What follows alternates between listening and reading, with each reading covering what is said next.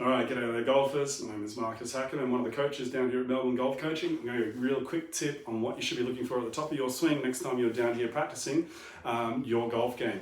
When you're at the top of the swing, I want you to have a look at how your wrists are setting at the top of the swing. Now, I see too much in golf is that the wrist angles at the top are causing a lot of issues for golfers for impact, strike, and rotation through the ball. What I see a lot of is the old deadly cupping of the wrist. So anytime the wrist is kind of bent back or extended, okay, this is a bit of a no-no in golf. This kind of a move is only good for chipping or high shots or even your bunker play.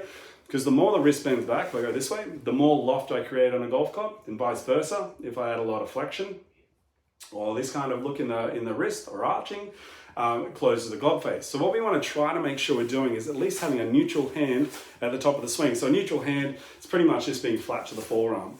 From there, guys, the old weighted position, this right wrist, it needs to be loaded up, okay? Now, if the right wrist has any kind of tip or the right wrist isn't hinging, okay? So you gotta remember the wrist works in two ways.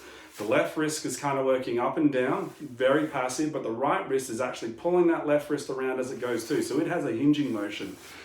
If the golfer doesn't create enough of this hinge, it doesn't create enough of the load. So if the right wrist isn't back, this elbow makes it is very hard for it to sit in. So if I was to get to the top of the swing and I incrementally start to tip this golf club up, I start to get what we call the old chicken wing. So it's exaggerating, but this is the kind of cause and effect that it will happen. And the more that I tilt my wrist back, okay, the more the elbow will sit in. So from this position here, a really good hitting position to be able to swing around the body and make contact with the ball.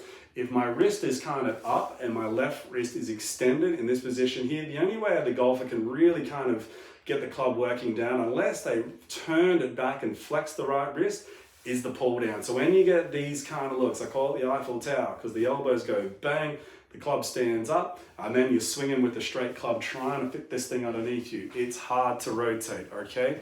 So when you're at the top of the golf swing, even just doing a couple of checkpoints, is my left wrist flat? Is my right wrist bending back?